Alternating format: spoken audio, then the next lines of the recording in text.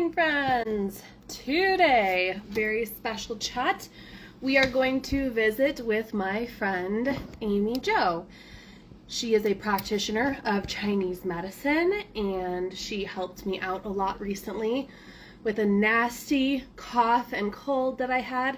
That was my first time ever working with a Chinese medicine practitioner, and boy, her herbs really blew me away. So I'm so happy to have her on today to talk to us about Chinese medicine, how it can help you feel better, get better, recover from illnesses. She works on things like SIBO and SIFO and IBS and IBD. So I'm going to wait for her to hop on. Good morning. Hey, hey, hey. I see Tori on here. I see Eclipse Acres on here. Hey, ladies. If you have any pressing questions that you would like to ask of Amy Jo when she gets on here, hey, Miss Lopez, you can put them in the comments and we will try to get to all of them. We're just waiting for her to join here. Good morning, Tori. It's going to be such a fun conversation. I'm so excited to chat. I had a bit of a rough night. I'm not an aesthetic, cute girly just on a regular day, but I did not get much sleep last night, so I am full on homestead gear here. My house is kind of cold. It's been like 20 degrees here in Colorado for the last week, so I'm a little bundled up. I wasn't going to try to get all cute and dressed up because I did not sleep much last night. My poor husband is just in pain. He's having a gout flare-up, so he spent the whole night moaning and groaning and tossing and turning and waking me up. So it was not fun or cute, and so I am very tired today. So that I was like, not doing the hair today. Where is she at? She is not here. Yeah, gout really sucks. He says this is the worst flare he has ever had. Here she comes. All right. Hey, friends. Oh, she sent me a request. Let me accept her request. There we go. I'm here. Good morning. Good morning. Everybody, I'd like to introduce you to my friend Amy Jo. We met at the Weston A. Price conference when I was speaking in October. She came to my talk and she sent me a DM right after and was like, girl, we live close to each other. We got to hook up. So we had breakfast together all the days after that. And we went for walks and we sat together at the banquet. And we've had a lovely time. And so she and I did a trade. And I've been consulting with her on my gut stuff. And she's been consulting with me on my stuff. So it's been amazing. So fantastic. So I was so impressed with the herbs that she gave me for my cough that I was like, please, Amy Jo, come talk to my people. Let's have a conversation about Chinese herbs and Chinese medicine in general. So excited to have you here. Could you just give them a little introduction on how you got into Chinese medicine? Oh, yeah. Hi, everyone. I'm Amy Jo, and I've been practicing Chinese medicine 19 years. I was thinking about this morning. When I was 19, my aunt brought her boyfriend home for Christmas, and he had this really cool book on Western herbs and had all these capsules. And I was just sitting at the table, and I was like, what is that? And I remember how deeply it hit me. I was like, oh my God, like I knew things like this existed, but I hadn't had the outlet yet. Yeah. And one thing really led to another. At the time I was living in Columbia, South Carolina, we had a very cool, hippy dippy herb shop there, food co-op and all that. And this wonderful woman who worked there, I had befriended her and I kept growing and I kept getting books. And there was a day when I opened a book about different modalities. And when I read about acupuncture, it was like the clouds parted and the angels were singing. And I was like, oh my God, this is my job. And, that led me to school at Bastyr in Seattle. Back in 2003, I started, and it was so mind blowing from day one. I mean, I just remember that, if I look back at like those moments when we wake up, when the things hit us, it's like, ooh, I didn't know I needed this. And then it just was so deeply satisfying. And every 3 days in school, I would just be speechless at how beautiful the Mm. medicine was. So that's yeah, that's as truncated as it gets. Cool. One of the questions I got in my stories, because I put a little question box there, they wanted to know how long it takes to get your Chinese medicine license. Like, how long's the process Okay. to? Well, so it's 3 years. I think it's 3 years if you just do acupuncture, and 3.5, something like that. Between 3.5 if you do acupuncture, and a little bit more if you do Chinese herbal medicine, which I highly recommend if you go to school. Yeah, the herbs seem like they're magic. I heard someone told me that the needles originally were like the poor person's medicine, and the herbs were kind of saved for the rich, the people who could afford it. Is that accurate? Like in the olden days, is that kind of how that went down, or? I'm not sure. I'm not sure about that. I know that, Chinese medicine in general is referred to as barefoot medicine, Hmm. because it was something that, was handed down verbally, and a lot of people worked with their family members, their parents or aunts and uncles, and learned the medicine. Yeah, And I think that, a lot of people learned the plants. And that's the beauty of all herbalism, right? Is that it puts the yeah. power back in our hands. We're not so beholden to bigger things. So perhaps, I mean, years ago, acupuncture needles used to be reusable. Hmm. And so, Yeah. I mean, we don't do that today, but yeah, so people would have their packet of acupuncture needles. So that was one thing that once you had the needles, you could do that anywhere, versus you do have limitations with herbs, with Right. Yeah. getting your hands on the plants. But Availability. I'm not sure about class issues. Like, I think Hmm. it was pretty available, which Gotcha. was the beauty of it. Do you have a school that you recommend for going to school for Chinese medicine, or? Yeah, I mean, there's been a lot changing in the acupuncture school world. A lot of schools have closed lately, which is so Hmm. sad. There's a really cool one in Florida called AFIA, Academy for Five Element Acupuncture. I've met a lot of amazing acupuncturists coming out of that school. I went to Cool. Bastyr in Seattle. To me, it was such a mind-blowing program. It was amazing. And there's a few in California. Now, California is a bit different because you're primary care, so you do get a different license if you go to a California school. Um, So if you're looking for like to really go for it, that's a good place to go. Emperor's College, I think that's in the southern, I think it's LA or somewhere around there. Emperor's College is really good, and PCOM is good in San Diego or New York. do any of these schools have the ability to do like an online type of program, or is it all in person only? Yeah. I'm not sure. Probably partially. I think it's good to be in person because ultimately, we're working with needles, we're working with herbs, we're working with nutrition, but you're learning energy work. And so it's really good to be with teachers that are really powerful because they can help you tap into your own energy. It's good to be messy with a group of students and, Yeah. sort of get in tune with your gifts, Yeah. not a vacuum. It's good to be in a group of people that want the same thing, and then Yeah. you feel differently. Yeah. So there's like different acupuncturists do different things. I know you focus on gut stuff. Is there something that drew you to that specifically? Hmm. What made you get into that? Oh, that's a juicy question. The beautiful thing about Chinese medicine is it is a complete medicine in itself, and I don't think that's talked about enough. I think most people know about acupuncture, Chinese medicine, either for fertility, back pain, kind of these one trick ponies, or Mm-hmm. one topic. And Yeah. what's cool is I'm more of an internal medicine practitioner, which a lot of people can't really wrap their minds around that. They're like, I want to come to you for back pain, and I'm like, I don't treat back pain. Just because you can go anywhere for that. And so specializing is not as common, but it's Mhm. definitely um, available to any practitioner. So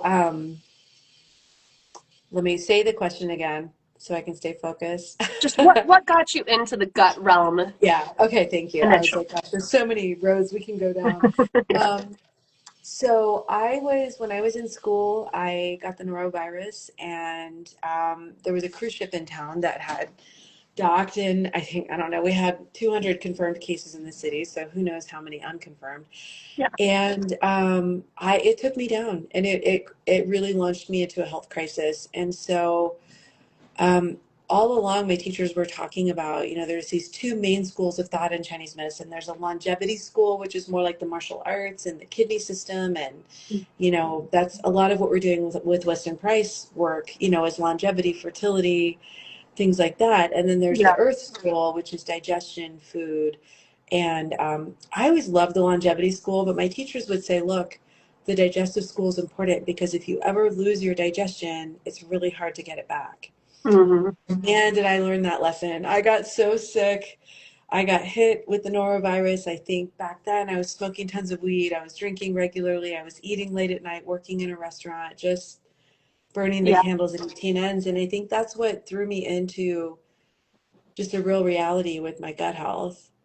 Yeah. And it was a journey. There was, on the one hand, I'd worked in restaurants for 25 years, so I knew a lot about food and I knew a lot about real food. Yeah. But I didn't know much about gluten. I didn't know much about glyphosate. I didn't know how much the cards were really stacked against us in the food world. Right. And that paired with my mom has Crohn's. And so I really grew up watching her struggle with that. Crohn's, colostomy, all of those things. And even to this day, I don't think one doctor has ever talked with her about food, Brutal. which is crushing, because Yeah. because food gives us so much power. Yeah. And It's just like one thing we can power. actually control. Yeah, well, and not just control, but make better choices for ourselves every day. We Yep. can look at, like, I one thing that I love to talk about is like when we travel, when we come home, that post-travel meal is so important because you're kind of run down. It's been so fun, but you need that, like, steak, collard greens, sweet potatoes, like really Yeah. ground stuff. So for me, I just like empowering people, and I like to not feel so helpless. And so that really led me to all these really difficult syndromes that people feel really helpless in. SIBO, Crohn's, colitis, IBS, chronic fatigue. Like, I love all Yeah. that stuff. Total, For sure. totally my wheelhouse. Is there a place for acupuncture in menopause? Like, is that something that you could use to treat Yeah. menopause? Oh my God, yes. If I could just spread one word today that people don't know, aside from my own digestive health autoimmune agenda, the menopause world can be so much smoother, so much better. And frankly, the beautiful thing about Chinese herbs and acupuncture is that we can slow the menopause process. I think there's perimenopause is such a hot topic right now, and I think it's actually related to COVID. I think a lot of the things there's a lot of illnesses that create symptoms that are similar to perimenopause, like hot flashes and night sweats and things like that. But that doesn't mean you're in menopause. It means you Right. have some similar symptoms. And we can address them with Chinese herbs in a month or less and Nice. maybe keep you from an early menopause. I mean, that's, yeah, So I it's more love the it. herb side than the acupuncture itself. The I think herbs it's would be more. both. It's both because it's really the kidney system in Chinese medicine, which is our longevity. And so kidneys have a lot to do with 50% of the kidney power is what we get from our genetics, from our family, from the moment of conception and how strong your mother was during pregnancy. The other half is how we live. So, if we're living like the Keith Richards sex, drugs, and rock and roll lifestyle, or if you get hit over and over with chronic illness, those damage the kidneys, and that's what pushes you into early menopause. So the way to restore Mhm. the kidneys is acupuncture, moxa, herbs, and diet. And so I know you're not going to talk about specific herbs that people can do because they can't go out and do this themselves, but diet wise, what would be something that they could do, eat to help them with that situation? Well, gosh, there's a lot of directions we can go. Like with menopause, you're talking about menopause. Mm-hmm. Yeah. Um, you know, a, the hot flashes and the night sweats we call yin deficiency, and yin is related to blood. Mm-hmm. So, a lot, if you've been eating like a long-term vegetarian diet or you don't eat red meat, you're going to be more prone to hot flashes and night sweats and what we call just kidney deficiency, which means you're declining more rapidly. So making sure that you're having those real nutrient dense foods in your life, especially if people have become afraid of meat. I call it medicinal meat. It's like, look, we Right. need we need things that nourish blood to nourish the yin, so we Yeah. have strong kidneys to age better and longer, right? And so Yeah. that's a huge one, is grass-fed steak, leafy greens, spinach, broccoli, things like that. Um, and there's some really good cooling foods, like if you have a lot of night sweats, hot flashes. Cooling foods are like cucumbers, tomatoes, Mhm. watermelon, like that juicy, cool. And so if your hot flashes are out of control, those things are good temporarily. But I think finding an herbalist will completely change your life.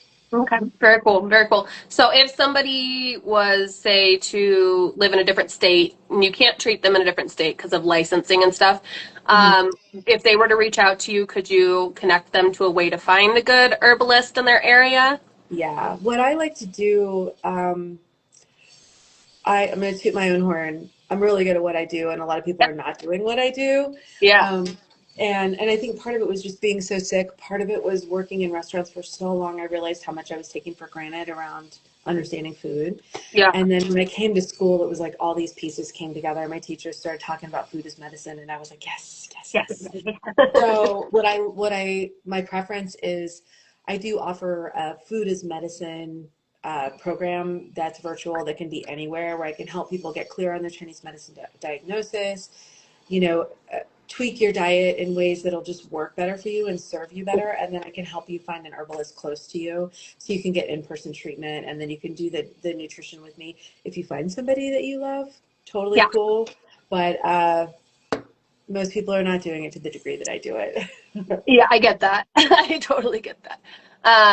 Yeah, that's a big issue, the diet stuff. I honestly think that a lot of these like menopause, hot flashing, um, night sweat symptoms are blood sugar regulation issues. Like they have insulin resistance and they're eating way too much carbohydrates and it's their body's having trouble with it.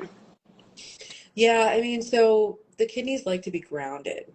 And if we're eating too much starch, we're not grounded, and I have a lot of friends over the years that have been vegetarian, and I just kind of, and there's times I've gone up and down with my diet as well. And I just started doing macros about 6 months ago, and I was shocked at how many carbs I was eating and how not enough protein I was eating. That just looking at that stuff differently makes such a difference, that, bone broth, grass-fed steak, pork, poultry, chicken, turkey, all of those things are grounding us, and that helps the kidneys be more stable. Where, carbs are giving us that short-term energy, but that good high quality protein is giving us that long-term steady, not just energy, but nervous system energy too. Definitely, definitely. There's lots of comments saying food is medicine. It's so true. Food heals. Yay, these are our Very people. accurate, for sure. These are definitely your people. We had one comment and in the question box, and they said they're having trouble issues pooping. They were commenting on your talk, your little thing you posted about how you could help them get better with their digestion and stuff. And she just wants to know, how do you help people poop? Like, is there a dietary thing that you can add to help her poop? Here's my herbal pharmacy. So I love to start there. Yeah, um, for sure. yeah, I mean, constipation is so, it's interesting, because I think a lot of times people have loose stools, they're more like diarrhea. And so when you meet people with constipation, they're like, help, we need to get that moving. I think doing kind of a modified, what's it called? Like the diet, where you cut things out. So modified, Elimination? thank you. Modified elimination. I don't really subscribe to the big naturopathic one. I think it's too harsh. Yeah. But what I like to do is start with high food intolerance foods, and just start with that. Like I look at people individually. So I'm just like, I ask questions like, what's this like for you? How often are you pooping? What's the quality of your poop? Is it really dry? Is it little rabbit pellets, or is it sticky? Because sometimes constipation can be wet as well. So we want to figure out like the nature of the poop. I'm a total poop whisperer. Um, Mm-hmm. and, we look into your constitution, which is, what is your body like? Mm. Do you have a tendency towards being more damp and sluggish, or dry and hot? And Mm. then we look at the diet and what's going on. And so I like to do a modified elimination diet and see if there are certain foods that are making it harder for you to go to the bathroom.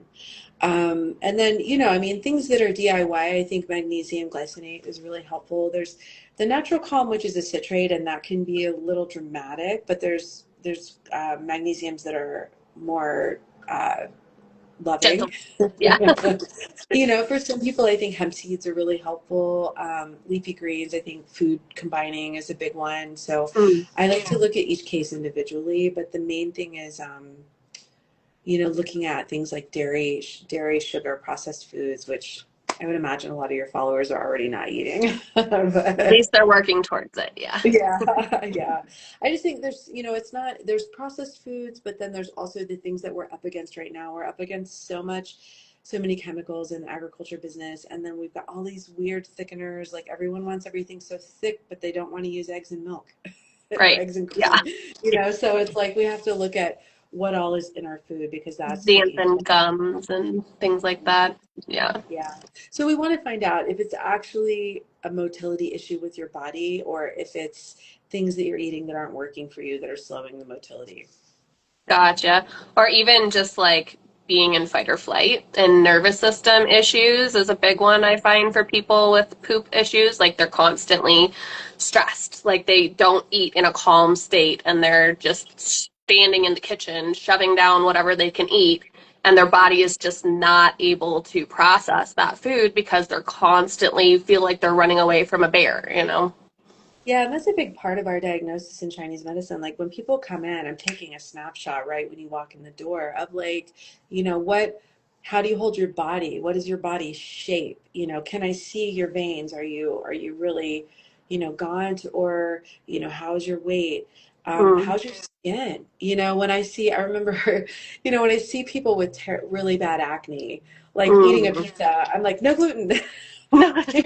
It's really hard to not speak up, but it's like I want to take a snapshot of that. But it's not just the physical that we're looking at with Chinese medicine. We're also looking at like how much do you radiate? Mm, We diagnose this thing called Shen, and it's like, do you have a brightness around your face?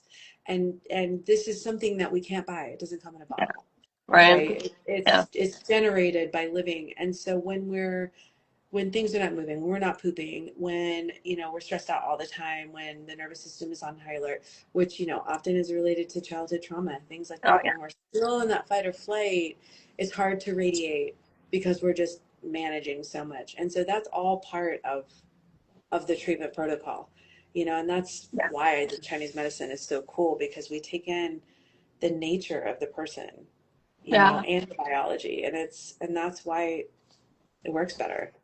Totally. When I went to see Amy Jo, she said, stick out your tongue. And so she does this tongue diagnosis, and that's a big thing in Chinese medicine. Can you kind of explain that to us a little bit? The things you're looking for on the tongue and what they can show you? Yeah, totally. So I was trying to see if I had a visual here. So the tongue is a microsystem. If you've ever had reflexology, it's the same thing, microsystem. So we're looking at when you stick your tongue out, we're looking at the color of your tongue, the color of the coat, how thick the coat is, and where the coat is. Because sometimes it might just be in the middle. Sometimes Mhm. you don't have a coat at all. Sometimes it might be really thick. If you've been really sick, it might be black. I mean, there's crazy Mhm. colors that can come up. So we're looking at the overall nature of the tongue. And then it's also a map. So the tip of your tongue is the heart and the lungs. Okay. So if anybody got COVID, the tip of your tongue was probably really red because it was Oh, so okay. hot. It was such a hot condition. Let me Um, stick mine out. Uh, yeah. So yours is, may I diagnose you? uh-huh. Okay. So yours is a little pale, I'm drinking which coffee with cream right is, now. well, but I'm looking at the body. So you've got a thick coat, but first we're starting with the body, which is pink. So it's Uh-huh. a little bit pale, which means you're yang deficient. You need more heat, more Uh-huh. ginger, more black pepper, more chilies, more cooked food. Uh-huh. The coat's a little bit thick, but I know you live on milk kefir. So you do have a lot of dairy, but what I would do as a practitioner and what we did do for you Uh-huh. is we add things in there to break down phlegm, to help the stomach digest dairy and sugar better. Because if we're not digesting dairy and sugar well enough, we get that thick coat on the tongue, and that's what makes you feel sluggish. It can also create mental fog. Hmm. which I haven't met anyone as astute and clear and driven as you in a long time. So I'd be surprised if you Yeah, I actually don't have have any that. brain fog. But you know, there's other ways that phlegm can show up. You know, Yeah, it makes us tired, it makes it hard to do things, you know, things like that. But and that just dealing like adding some heat to your formula and clearing that phlegm will improve your digestion. perfect.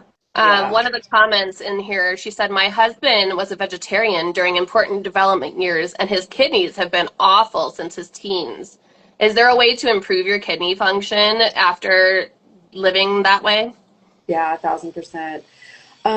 You know, I think I'm gonna get on a pedestal for a sec, but I think that, you know, diet's loaded.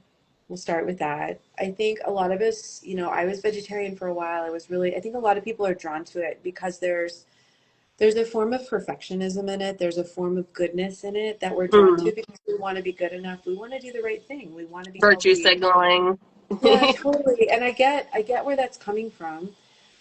And it kind of works in your 20s, but by the time you get to your 40s and have a couple of kids, you're like, oh my God, why am I so drained? And why are my eyes hollow? And, you know, all these things start to come up.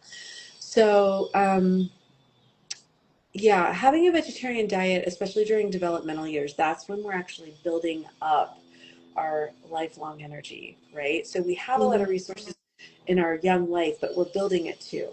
And so, you know, once we get into adulthood and we start to realize that we didn't get that, we can't really change the past about that, right? We have to Right. work with what we have today. So the main thing, the first thing is to stop trashing your kidneys. Okay. And in order to stop trashing your kidneys, we have to look at things that hurt the kidneys, which is alcohol, excessive medication. You may need to be on certain medications for your health, but if you can maybe do herbs instead that Mm, work, getting out of that. Overwork is another one mm, that drains the kidneys. I think you as a mom, if you think about young children, like when you first have a baby, you're drained from the pregnancy, you're drained from the birth, and then you don't sleep for a year, yeah, right? So that's straight up. all draining. So you kind of need to live on bone broth at that Yeah, time. So yeah, that's so, and for men, I think she said my husband, right? yeah. Her husband, yeah. Yeah. So for men, things that are draining are working too much, working too hard. Like if you have constant back pain, it's like what's leading to the back pain, That's one of and the things he has. He calls. yeah. Yeah. And, you know, can you go to a weightlifting gym and work with a trainer and physically make your back stronger? Yeah. And learn how to use your body better so you're not just pulling on that energy that you're just draining, Right. right? And so, and then the other things too, for men, ejaculation's a big one. So you need to be Mhm. more cautious. You don't want to be doing that every day because that drains your kidneys. Oh. Um, for women, it's childbirth is the Mm. draining thing. It's actually, you know, carrying a baby, and for men, it's ejaculation. Hmm. The other thing with kidneys that's important is making sure the diet is really stacked. You know, Okay. with grass-fed steak 2 to 3 times a week at least. Bone broth, pork is really Mm. nutritional. Turkey, I think, is even better than chicken if you eat Okay. poultry. Yeah. Eggs, you know, those things that are really nutrient dense. And Chinese herbs are incredible Mm. for rebuilding kidneys. Mm. And the other thing that I want to throw out there that we don't talk about as much is the soft martial arts like Qigong and Tai Chi. And Qigong they're, is if cool. you just, sorry.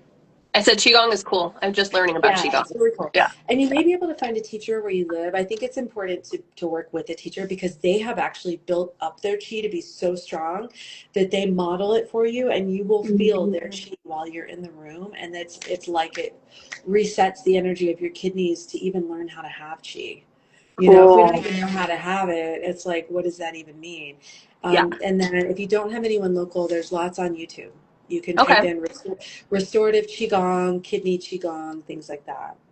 Cool. I didn't know there was kidney Qigong specifically, really. Yeah, there's one for every organ, or there's more than one, but there's several. You can type in the organ and find. Oh, Yeah. neat. Holly said walking weighted fixed my lower back issues. Would you have Nice. thoughts on weighted vests? I don't know a lot about weighted vests. I live in Boulder, so I see them every day. Yeah. Yeah. I'm a weightlifter myself. I'm a heavy lifter, so I don't think about a weighted vest because like I was squatting 125 pounds yesterday. Yeah. Um, But yeah, I think I like that she said that because it's probably helping you hold your chest differently and hold your core And differently. shoulders back. Yeah, Yeah, yeah, that's cool. very cool. One of I the think other let me questions. just throw out there with exercise, and I think especially with women, men Yeah. in their own way, it's easy to have a tendency to overdo it, to think Mm, that we have to sweat a lot or we have to completely wear ourselves down, and that can actually deplete the kidneys too. So we want to create an exercise plan that's nourishing and strengthening and not feel mm. like we have to completely push ourselves into exhaustion. Right. Yeah. You don't need to go till you have rhabdo or whatever it is, rhabdomyolysis. Like, there is such thing as too much working out for sure. My Yeah. husband currently is struggling with gout. He gets these flare-ups periodically, and it like comes and goes, and we can't figure out what the trigger is, why it's happening, but it seems to always happen when he's in a state of more like sitting, when he's not moving his body as much. We kind of tie it back to during his childhood, he drank 100% Dr. Pepper. Like there was no water in his diet. Do you think that could be the case why his kidneys are struggling? We think it's his Yeah. kidneys causing the I gout. was also a Dr. Pepper kid. That's why I laughed. I was like, oh my God, I used to love Dr. Pepper. Um, that's a good question. I mean, gout is known as a disease of excess. Mm. Um, and so a lot of times it's like traditional Western doctors would say steak and butter and booze. But I think if you're doing more of a Western price diet, I don't think the steak and butter are the problems. Um, with gout, I would look at the kidney system and the spleen and stomach system, the digestive system, probably do some cleanses. Mm. And for him, if it's worse when he's not moving as much, that's a stagnation issue. So things that are worse with stagnation tend to be excess, and things that are worse after work tend to be deficient. Okay. Meaning, if you have back pain, if you wake up with back pain in the morning, that's a stagnation problem. That means you need more movement. Okay. But if you have back pain and it's more at the end of your workday, that's a deficiency problem. Does that make sense? Okay. So you burnt through whatever you had Yeah. throughout So through the day. deficiency is you don't have enough gas in the tank for the job you're trying to do. And an Gotcha. excess problem is you're taking in more than you're processing. And so we need to look at the processor and for gout, the liver is going to be involved for sure. Anything that's worse with sitting still is a stagnation problem. And so we're looking at liver. The primary emotion of liver is anger and frustration. The liver does better with movement. You know who liver people are? Those really long distance cyclists. They have the most intense livers I've ever seen. And that's why they cycle. They'll be like 45 miles because they need to move that Burn it much to get the liver moving. Now we could fix that with herbs, to be fair. But up. in the gout realm, it's a combination of food, stagnation, I would say spleen and stomach, liver and kidneys is what I would look into and Okay. make sure. And then we want to look at it's uric acid crystals, isn't it? With gout. Yeah. So we That's would want to look at the kidneys and bladder as well. Make sure that that's all processing properly. yeah, yeah. That's what we're trying to do. He's like, throw everything you got at it. And we like gave him all the herbs, but he's already blown up. But the last time this happened, it was right around Thanksgiving as well. And what happens around Thanksgiving? Lots of Feast. stuffing and mashed potatoes and carbs and bread. And on Yeah. top of that, I was like, oh, we made, biscuits and gravy the other night. And I made, all these things that have lots of grains and carbs. And it's just like piling on top of each other. Is there any food that he could eat that would help with stagnation of the kidneys Stagnation of the liver. and liver? Yeah. I really like a simple thing that you can do is citrus peels. So that's actually in your formula that I gave you. We use 4 or 5 different kinds of citrus peels here for different Yeah. aspects of phlegm stagnation. But you can either buy organic oranges and tangerines and save the peels and put them in your tea, Okay. or just Yeah. make, if you can handle it straight, just drink it like that, or you could put it in a black tea and it would be delicious. Okay. Make sure you get organic though. I'm sure people know that, but with Yeah. citrus, there's so many pesticides. Yeah. Um, I think it might be important for him to cut back on dairy and eggs for a while, which I know is hard with your diet. He's not eating And eggs. He hardly eats. yeah, He hardly eats either of those things. Yeah, and leafy greens probably, and unless I would kind of see if oxalates bother him. Mm, But leafy greens are really good for stagnation in general if you can find some low oxalate things, broccoli, things like that, and citrus. And then I would just say like getting a really good intake with somebody like me. mm. I don't do gout as much. I do more digestive issues, but I think, and I see gout more in men really than Yeah, women. it's mostly men, I think. Yeah, it'd be cool for him if we can find someone for him that's like me Yeah, that does like herbs and nutrition together. yeah, Because we want to look at everyone individually at like why are these particular foods bothering you and how do we restructure a plan for you that still feels good. totally. Totally. Thank you. Um, this question is what if you have both the back pain in the morning, it gets better with movement, but it hurts at night as well? hmm So that's both. So that's deficiency and stagnation. And depending on where you live, if you can find a reflexologist, that's such a great form of treatment, which they do like foot reflexology Mm. and which wildly helps your back. And Uh, then I'm happy to talk with you about diet, food as medicine things as well. And getting into probably some strength training and ways to strengthen your body and move at the same time. right. Also, I think yoga is great for this stuff too, but you have to be careful to not get into power yoga. You need to get into real yoga with a real teacher who teaches the eight limbs. Yeah. Yin yoga. Got it. So if the evening back pain is deficiency, is there things that they can eat to help to build back up the things they've burnt off during the day? Yes, one of our favorite things. Do you want to guess? Liver? Bone broth. Bone broth, yeah. Bone broth is deeply nourishing for the kidneys. I think it's the most nourishing food we can have, Oh, good. actually. I'm swimming in bone broth right now after Thanksgiving, so I'm I about to dose know. my husband with I bone know. broth. One of my friends was like, I'm having all these histamine issues. And I was like, I'll take your turkey bones. I will take them. Can acupuncture and Chinese herbs help women who've had their uterus removed, or is it basically a lost cause? No, it's never a lost cause. Let's start there. Even with cancer patients, like when I was in school, our doctorate program worked at Seattle Cancer Center and they were doing herbal medicine for the side effects of cancer treatment, which I think is amazing. But yes, interestingly, a lot of women who have had their uterus removed, gallbladders removed, things like that, still have like phantom pain in the Mm, area and still have the same symptoms. Because if we've gotten to a place where we've needed the uterus to be removed for some reason, or I'm going to include gallbladder here because so many women have had their gallbladders taken out, yes. whatever caused us to get there is probably still happening. Right. Mm, And that's just a combo of lifestyle and your physical constitution.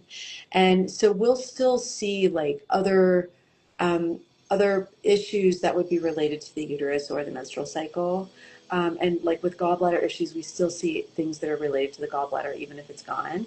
And we can still treat that because we've got if you ever look up acupuncture online and there's all those lines on the body, those are the channels. And there's a gallbladder channel, a kidney channel, a liver channel, one for all the organs. But there's three organs specifically that go through the uterine area, the lower abdomen, which are kidney, spleen, and liver. And so we'd want to look at those organs and just make sure, even if your uterus is gone, you might still have your ovaries. And we want to mm. make sure the energy is still moving through the lower body effectively. And anything else related to that, we can still deal with. Yeah, she says she has her gallbladder removed as well, and part of her stomach and her intestine, part of her Oh, intestine. Yeah, yeah. Hey, I nailed it. yeah, called that When one. I first started practicing, I was back in like 2007.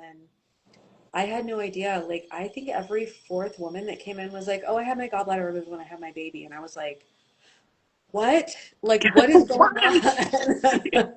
And and you don't know at the time you're sick, and like that's the solution, and we can still work with it. I mean, that's the beauty is probably the number one thing that all of my patients have said since I've been practicing for 19 years is the doctor said I just have to live with it, and I love saying, "No, you don't." Nope. Yeah, you definitely don't. Yeah, she said her mom was also on a ton of medication for years and years. So she needs to find a Chinese medicine doc where she's at and see if she can get that sorted out with some herbal medicine, you think? Yeah, for sure. They're in SoCal. Do you know anybody good in SoCal? Anybody here, feel free to DM me later and I'll see what I can do to hook you up with people. But yeah, for sure. And you guys can Alchemy's follow a Amy gold Jo. mine. This is her business page, Alchemy Healing Co. And there should be a little circle on the top of the page, and you can click on that to go follow her as well. And she shares recipes and all sorts of fun stuff on there on her page, in addition to health related Chinese medicine stuff. I had another question in the question box, and they were asking, do you have any suggestions for silent reflux or LPR when you don't want to take PPIs? Yeah. Um, what are the symptoms of silent reflux? I think You it's might. just like acid burning in the throat. Okay. Definitely. A lot of times with acid, it's a processing problem, right? Mm, So we're in an ideal world, food starts here and it's supposed to go down. And if it's not going down, what's up? Right? And mm, so if we have acid flaring up, burning mouth. Okay, thank you. If we have acid flaring up, that is going the wrong direction. So it's the chi is rebelling, is another okay. word for it. So why is the chi rebelling? So we want a healthy stomach fire. We need a healthy stomach fire to digest food. If you think about, cooking with heat versus cooking without heat, it's going to work better with heat. Mm, And all acid isn't necessarily heat. So first of all, I'm always interested in what makes it worse when people have mm, acid. What foods they can't eat. It's an interesting list. yeah. Um, 9 times out of 10, what I like to do with acid is pull out, it's that modified elimination diet. Mm, Gluten's a big culprit. Grains in general are very inflammatory. For some people, eggs, for some people, different fruits. mm, But I like to start with some things, anyone with acid, the doctor's never going to tell you to quit eating gluten, right? They're going to say no tomatoes, no chocolate, no citrus. right. But if we look deeper at things that could be causing inflammation and could be causing that rebellious stomach chi, we want to start there with just a different, more gentle diet and see if Mm, we can get that to calm down. The other thing about acid that's interesting is a lot of times it's a difficulty in processing childhood trauma, mm, because a lot of acid comes from the liver, and liver problems usually are stagnation. And the primary emotion, like I said, is anger. mm, Frustration was what I said earlier, but also rage mm, and also helplessness, mm, being depressed. The liver is that thing that, like, sometimes I do this with patients. I like to get really close to people and I mhm, just watch them squirm and they're like, oh my God. And I'm like, yeah, so that's the liver. The liver hates to be confined, contained, pressed on. And it's mm, the part of us that when we feel any kind of pressure, we're like, "Rah," we're like the Incredible Hulk, right? And so that's just the sign of a liver that is too stuck. And mm, a lot of times in Chinese medicine, we would call it excess emotion. And it's just like really deep things that are hard to process, but we can process. We can work mm. through that, and we can take back our sense of self Yeah. with confidence and with safety. And that often is related to acid reflux of too much outside pressure, oppression, and force to not grow. Yeah. Mm. Do you think that something like somatic exercises or that kind of practice or therapy, are those the type of things that you would get hmm into to try to release some of that excess? hmm Yeah, I think, I mean, the beauty of Chinese medicine that I love is for every pathological emotion, there's a virtuous one. And Hmm. so, most people don't come in because they're in a good place. They come in because they're in a bad place. And so we Right. look at, like, when things don't go well for you, how do you respond? What is your anger like? Especially Mm. for women. What is our anger like? We freaking swallow it Right. all the time, right? And then we get acid Mm-hmm. reflux, we get gut disorders, we get poop problems, we get gallbladder problems. Mm-hmm. So first of all, it's like, yes, therapy is huge, but the right therapist. We Right. want, I just recently found an HSP and empath therapist in Boulder, and she's thebomb.com. And I Mm. realized, like, for me, like, I grew up around a lot of alcoholism and drug addiction, and there was a point in my life when I was like, I can't work with a therapist if they don't understand addiction, Right. because otherwise we're just chasing shit around all day long. I don't want someone to tell me just to let go of it, Right. because that's not healing, right? So the right therapist, the one that makes you feel safe and that sees all the pieces of your life that have been hard for you to process.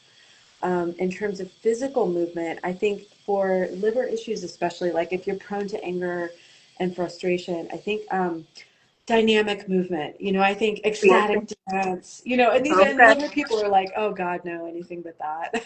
Like most of the time, if you have liver issues, you just want to take a hammer to something, you just want to beat the shit out of Smash it. it. But what's helpful is more sea vegetable. Like we have a liver formula that's called Free and Easy Wanderer.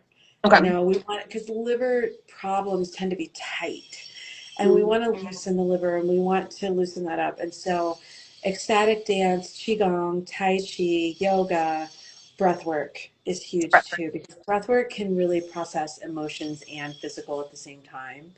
And that paired with a mental health professional who really gets it is gold. Do And you have a specific acupuncture. breath work that you like? Well, I'm a breathwork teacher. So, yeah, I really love transformational breathwork is the style that I teach. There's a woman named Erin Telford, ERINTELFORD. She was my breathwork teacher. She's Okay. fabulous. I'm not really teaching as much right now. I'm doing it more in my private groups. If you get on my email list, we can. I'm going to fire it up again. But Erin is a great teacher. She does lots of online stuff. Cool. Could you take us through like a super fast breathwork sequence, like a minute Hmm. or less, just for Sure. funsies? Yeah. So, I've got some music. If you DM me, I can send you some of my lists. Part of it is having really good music, emotional music that makes you feel stuff. My Mm. husband uses Nine Inch Nails, but I use a Lanario.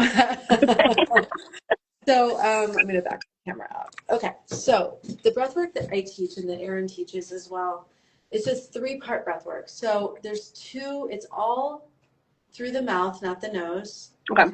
And it's an inhale, and you inhale into your belly and you let your belly expand.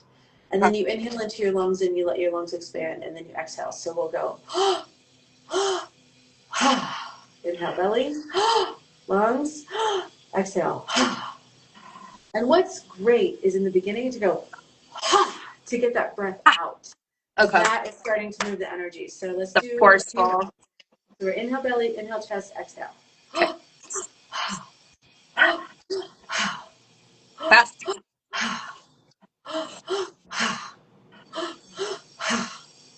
So that, Ooh. except lying flat with no pillow under your neck, so your neck can be open, Okay. with something covering your eyes so you don't get distracted. Okay. And I have some music lists I can send you. And I also, what I love to do is I have a list of a bunch of favorite music, and sometimes I'll just put it on random and do like 5 songs. Okay. Um, this breath work is called transformational breath work, and Okay. to me, it's the bang for the buck. 5 songs can totally change your life. And Cool. as you're breathing, you might start floating. I say there's something called cosmic downloads, where as you're breathing, you may have something you've been in therapy for 10 years suddenly becomes clear. You may get a visitation from your grandmother or your favorite childhood dog, and like those things are important, and it can move energy so beautifully. Wow. Do you follow Wim Hof? Have you heard of him? I know Wim Hof. It's a different system, and I think it's so funny because with Chinese medicine, we're so anti-cold. Like we don't do cold food, we don't do cold soaks. I think it's cool, and I think that Hmm. if you're strong enough, you can handle the cold. But if you have a tendency towards deficiency, back pain, fatigue, digestive disorders, I don't think cold is right for you. So, what would you say if you were going to give someone like the basics of Chinese medicine diet practices? What are the like core tenets of Chinese medicine as a food medicine? Like Mm, what would you say if you do these things, you are practicing the mhm. basics of Chinese medicine? Yes. So, first is understand your constitution. So, one thing I love to do with people is help them understand their story. Okay. What was your family health like? Where were you in the birth order? What was your food growing up? A lot of us were Dr. Pepper kids, you know, I mean, and and and where are you today? When I first started practicing, I was asking people like, well, what do you eat for dinner? And they were like, pasta. And I'm like, every night? All Well, the pasta's time. fine, but it's like not nutritive, you know? So, okay. So Mhm. understanding your physical constitution, what are you working with today?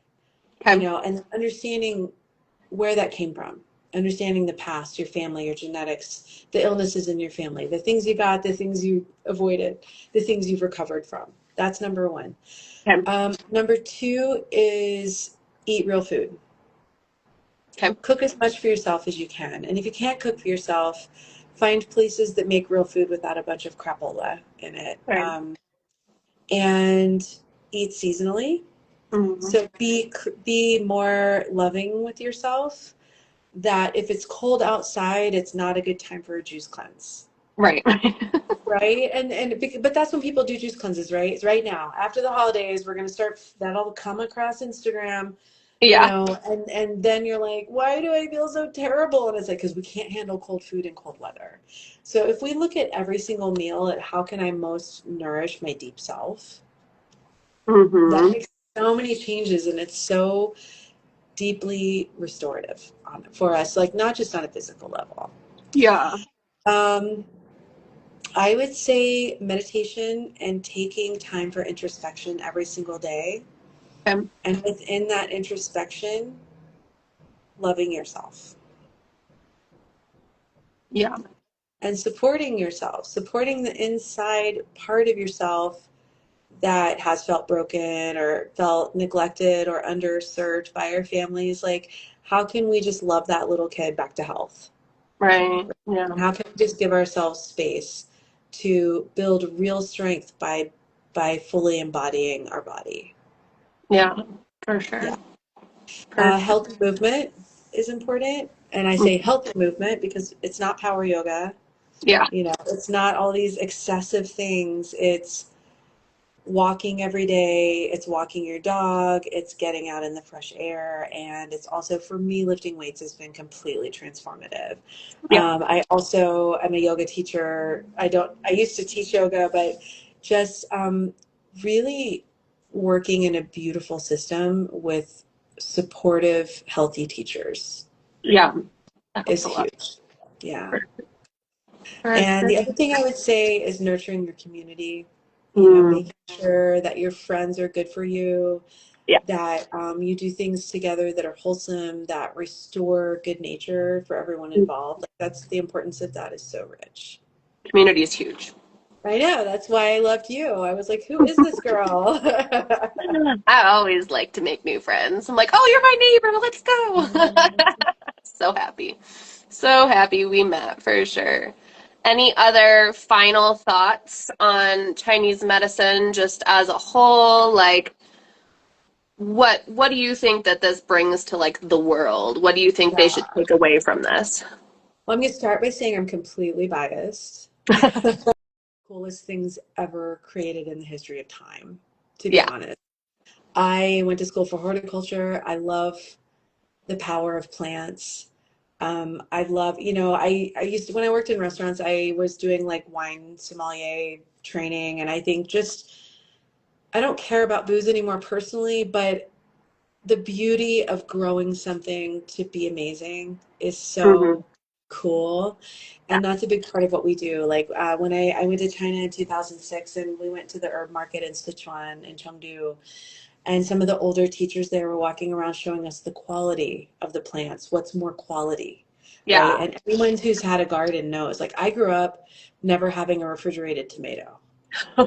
Yeah, that's so great. And if you've had a real garden, you know that the quality of how things are grown, So much that better. is chi. That's chi, and that's giving us more chi to have higher quality. And so, you know, I think Chinese medicine is just it can be so personal, it can be so restorative, it can be so empowering. Actually, my favorite quote ever, it came from the first herbal book that was ever in print. And it says the lowest form of medicine is healing disease. So you're Mm. sick, you go get help. The middle form of medicine The Chinese are very hierarchical. So we're starting at the lowest, we're going to the middle form of medicine is preventing disease, and the highest form of medicine is nourishing destiny. There you go. That's And what cool. that means is real medicine reminds us who we are and that we're here to do something and that the body is a vessel Mhm. for bringing through more beauty into the world. Yeah. And so, how do we nourish the vessel so we can make way for spirit? Right. Yeah, that's very powerful. Very Hmm. powerful. And when your vessel's nourished, you don't have disease really. Like your body is operating on all cylinders because you've been giving it what it needs, you know? Right, right. And we don't have to biohack that. I mean, we can Yeah. just eat good food and exercise and be loving to ourselves and others more often. And that's Awesome. 90% of it. Um, I'd love to say something about you before we wrap. Sure. Um, because I started going to the Weston Price Conference probably about 10 years ago. I love their teachings. It's so in alignment with Chinese medicine. It's almost exactly the same. Mm. And one day I just was like, oh, I should go to this conference. And it just blew my mind. All the food is pastured. Somehow they make contracts with these hotels to bring in their own It's so pastured awesome. meats and ferments and kombucha and sourdough bread and grass-fed butter. And it's just like absolute food heaven. Yeah. And I've always met the most amazing people there. And this year I was on the fence between your talk and someone else's talk. And Vanessa was talking about, 8 ferments. And I was like, oh, it's probably the same old thing. I was like, it'll be good. But I went to check out the other talk and I wasn't really feeling it. And I walked into your talk and you blew my mind. And I just think like, I've been doing this work for 19 years. I've been working on gut health. And I just, to meet someone who has a lot to teach me is so thrilling for It's me. so And I fun. know it's so possible. It just doesn't happen as often, right? Right? So I was like, oh my God, who is this girl? And you were so ebullient and you were so present and so fun on stage. And your resonance was really beautiful. That's what I picked up on is Definitely. how much you embodied what you were teaching. Oh, for sure. For And then sure. your notes were so good. And I was like, who is this chick? And just for everybody listening, I reached out to her on Instagram and I'm like, hey, I'm here. I'm in Boulder. I'd love to meet you. And I was like, maybe we can get breakfast. And she DM'd me back and was like, yeah, I can meet you in 20 minutes. And I was like, oh my God, real people. I'm all about it. Yeah, so that was really cool. And I am super glad you invited me here today. Definitely. It was such a good little conversation, and I feel like people got a lot out of it. I wasn't sure how it was going to go because I'm like, you guys are very close chested with your herbs. Like, you don't tell people which herbs to use for what in Chinese medicine. It's very like Yeah, secret, Chinese secret, you don't hand that out, but I'm it's glad we not a were able secret. to. It's not that it's a secret, it's that it's really complex. Yeah, yeah. And I have a master's degree and 19 years of experience, and I still feel like a beginner sometimes. Yeah, So it's actually dangerous is kind of a dramatic word. It's not a good idea for people to try to diagnose and treat themselves right. because you can do the wrong thing so easily and you don't want to make anything worse. Right, yeah. So Yeah. I think we got a lot of information out there that's still like valuable despite not getting into like the herbs themselves. So I think that was really good. I wasn't sure Yeah. where it was gonna go because I was like, she's not gonna like tell them what herbs to take necessarily, but I think it was Yeah. useful I wish it was for that sure. simple, to just be like, take this. But like, even with my own patients, I make custom formulations and then we do the first week and then you come back and we check in with everything because I might need to tweak it here and there. And so, yeah, it's such a beautiful system. Mm. And it works better when people have education, experience, and liability insurance. Yeah. Yeah, I know those herbs are so powerful. I took home the herbs for the cough and it cleared my cough in like 3 days and I hoarded them. I was like, I'm not taking the rest of these because somebody might need them. They might need them. Or you might need them. Yeah, That but might I be gave your them to winter my neighbor formula. because she was suffering, and I was like, take this. And she asked me 2 days later, can I get your person's number? So I don't know if she reached out to you, but it works that good. Like, Yeah, powerful, powerful stuff. Liz says Vanessa's kitchen is a magical place. Thanks, Liz. She's been to my house. for She knows. sure. That's fun. One of these days, You're coming to my place. We're gonna make something fun together. Yeah, I am. I know it was cool because I was watching you online and I noticed within a couple days how your voice changed. And I was like, oh, the herbs are working. Yes, yeah, it cleared me out. Too sweet. It was very powerful stuff. I was very impressed. There's very few times that I've gotten something from someone and it was just like, bam, it worked that quickly. So that definitely wowed me. I'm And Chinese in a medicine, like magical you know, situation. yeah, that's her pharmacy. So she blends the herbs custom in her in-house pharmacy, which is just so incredibly cool to me. That is like next level stuff. So she says she learned a lot from me. I learned a lot from her. And boy, it's really sparked an interest in these Chinese herbs. Not that I'll ever go to school for it. I'll just let you be my reference, but Yeah, it's a it's so cool. commitment. Yeah, that's something But I'm I just never want to going to do. thank everybody for hanging in with us and Yeah. hanging out with us today. Captive audience. And I'm going to post this to the TMT Tribe community as well. So it'll be in there so people can watch it back. And then if you want to post under the post with maybe the playlist for the breathing and any other comments you might have for the community, definitely Totally, do let's that as do well. it. Amy Jo's part of the community as well. So you guys can always, if you have questions or you want to reach out to her, she's in TMT Tribe. All right. You have a wonderful day. Thanks, everybody, Okay, for hanging out. Taylor. Thanks, Amy Thank Jo. Talk to you soon. you.